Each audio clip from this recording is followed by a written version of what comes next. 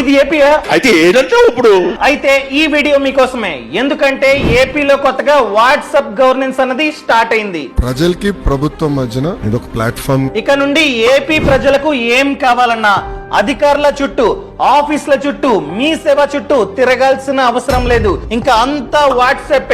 For example, మీరు మీ phone లో ఈ నంబర్ ని సేవ్ చేసుకొని వాట్సాప్ లో హాయ్ ని పంపండి. ఇక్కడ ఒక మెనూ కార్డు మీకైతే ఓపెన్ అవుతుంది. సో ఇక్కడ ఏవైతే సర్వీసులు కనిపిస్తున్నాయో ప్రతి సేవని మీరైతే వాట్సాప్ లోనే పొందవచ్చు. ఫర్ ఎగ్జాంపుల్, మీకు ఇన్కమ్ సర్టిఫికేట్ కావాలన్నా, మ్యారేజ్ సర్టిఫికేట్ ని చేపించాలన్నా, క్యాస్ట్ సర్టిఫికేట్ కావాలన్నా, హెల్త్ కార్డు కావాలన్నా, ఏపీఎస్ఆర్టీసీ బస్ టికెట్లని బుక్ చేసుకోవాలన్నా, టెంపుల్స్ లో దర్శనం టికెట్లు బుక్ చేసుకోవాలన్నా, కరెంటు బిల్లు కట్టాలన్నా, అండ్ ఏదైనా అధికారి మీద కంప్లైంట్ ఇవ్వాలన్నా కూడా వాట్సాప్.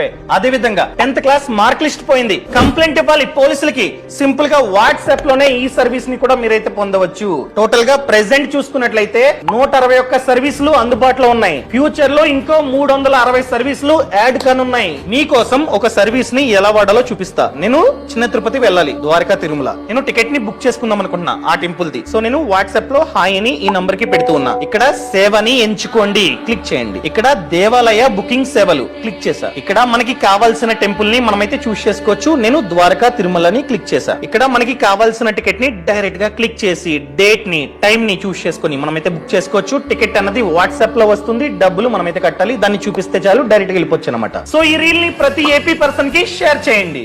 ఇది ఏపీయా? అయితే